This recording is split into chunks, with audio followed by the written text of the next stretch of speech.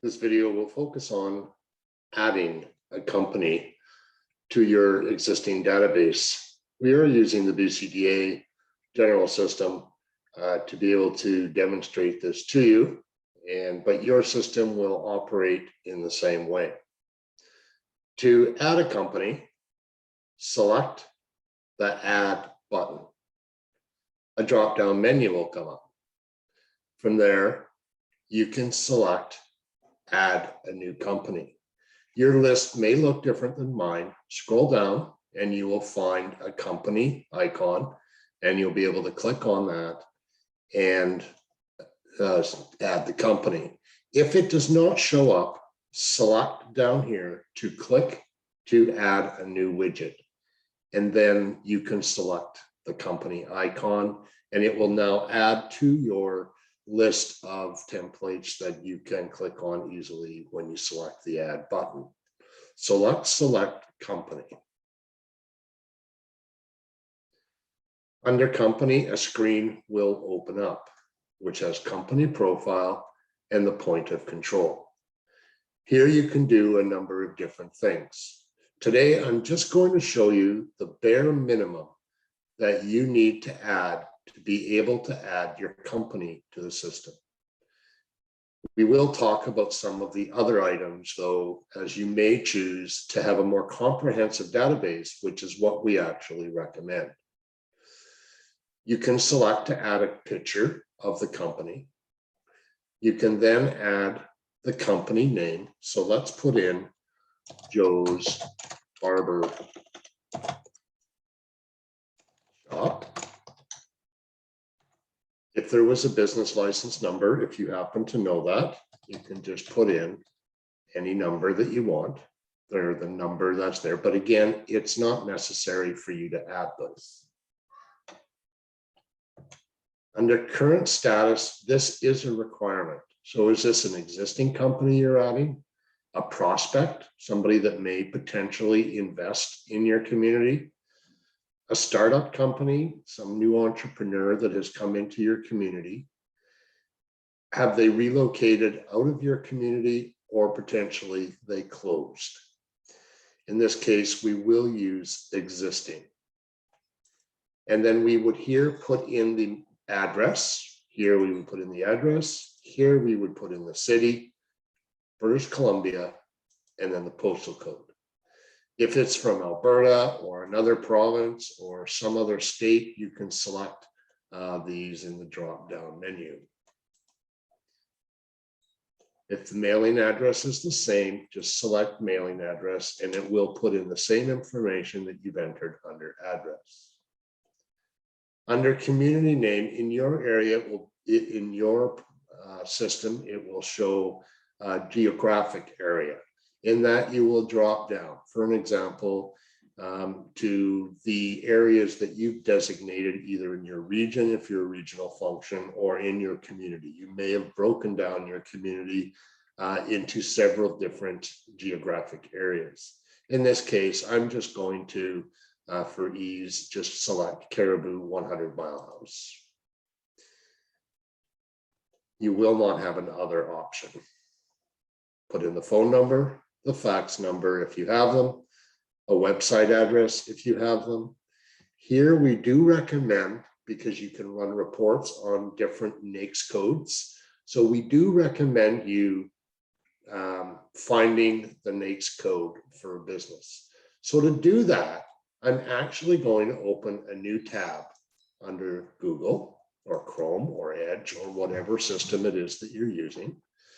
And then I'm going to type in Barber Shop, M-A-I-C-S, not the name of the business, but barber shops, the type of business that it is.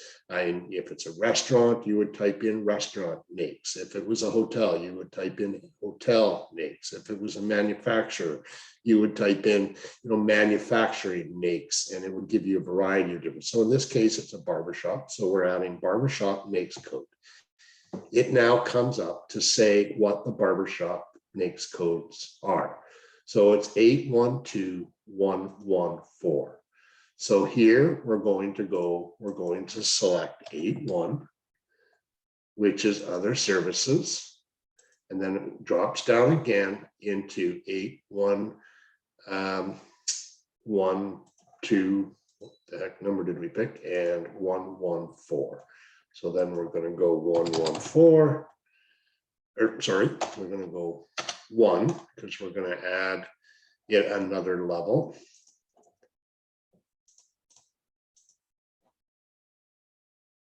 A12, it's other personal services. So in this case, you're going to select other personal services. And then you're just going to go add. You only need to really do a 2-digit code, but you can do 3, you can do 4, you can do 5, you can do 7, whatever you want to do.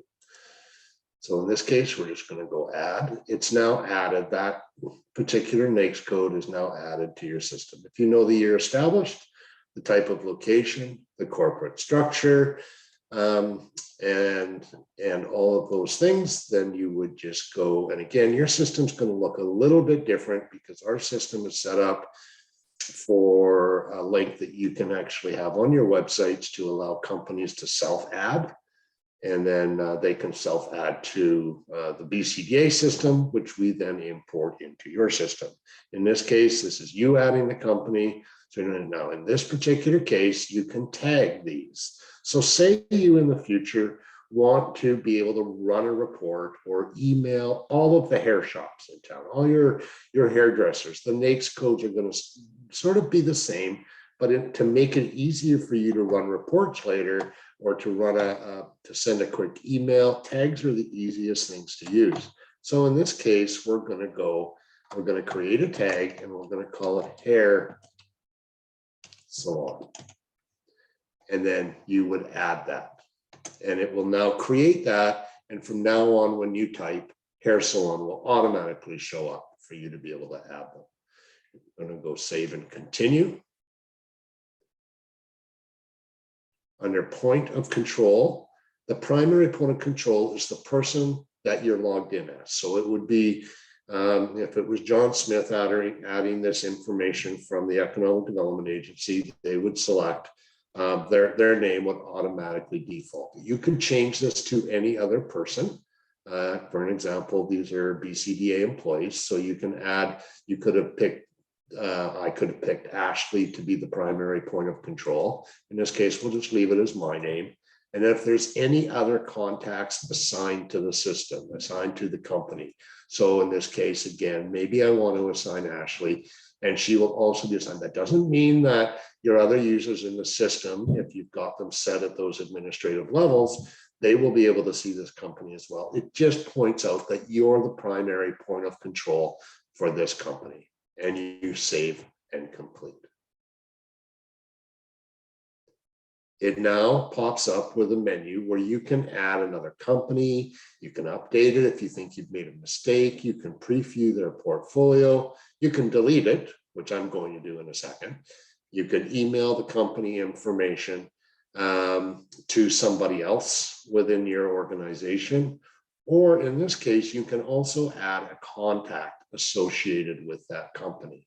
So if you said contact, you would type in, again, Joe Barber. Doesn't find them. So just select enter. It will say click here to add a new contact. And then again, now another box will open up. It's linked, as you can see, to the company, Joe's Barbershop. You can put in what type of a person it is. If it's a business attraction client, if it's a store owner, you can put in what type of a contact it is. You don't have to. The first name in this particular case will be Joe Barber. The company, it will tell you, you can get all of the company details and it will populate this automatically. They are the owner. And then you would put in Joe's Barber, assuming this is the email, at gmail.com. Or if you don't know the email address, just select no email address. And this way you're adding the contact to the system. Now, we do recommend, again, that you do have email addresses, because in the event of a disaster, or say your community is wanting to do some promotions of a new program that a business might be able to access. You'd be able to email them right from the system, and then that email will actually link right to the account. So that when you're talking to a business, you actually have the complete history of all correspondence you had with them. If there was a different email address, a website, an address, their phone number, their mobile number, if you have it, any Facebook information, Twitter, LinkedIn, if you have them. If you need to add a reminder that say you've talked to Joe today and you need to add a reminder that you are going to contact him in the next week or so to talk to him about his business license or some other issue or challenge that he may be having, or maybe it's an opportunity to expand. So again, leave that. We're not going to do that. Again, you don't need to tag this one. You can. You can just say, maybe they're located downtown. So you can tag that downtown. But again, it's a contact. So I have a tendency to, I like to tag everything but in this case, we'll just leave it as downtown. And then in this case, because you're not assigning them as a user, they're just going to be a company contact, go save and complete.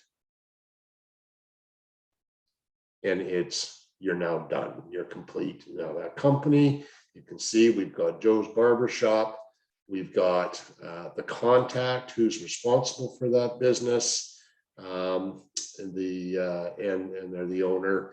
And again, you can see in the detail the information of the timeline of you added this company on August 16th. And then you can do other things. If you had a picture, you can upload it. If you had letters that you'd sent them, you can upload them to the file manager. You can do a variety of different things to make sure, or you can just add a general comment in the comment field of Joe is on my economic development board. And again, you would post that, it would now show up on the comments section. So again, that's how you add a company and an associated contact. Thank you for watching, and we'll do other recordings in the future to help you be able to better use the system that for your business retention programs.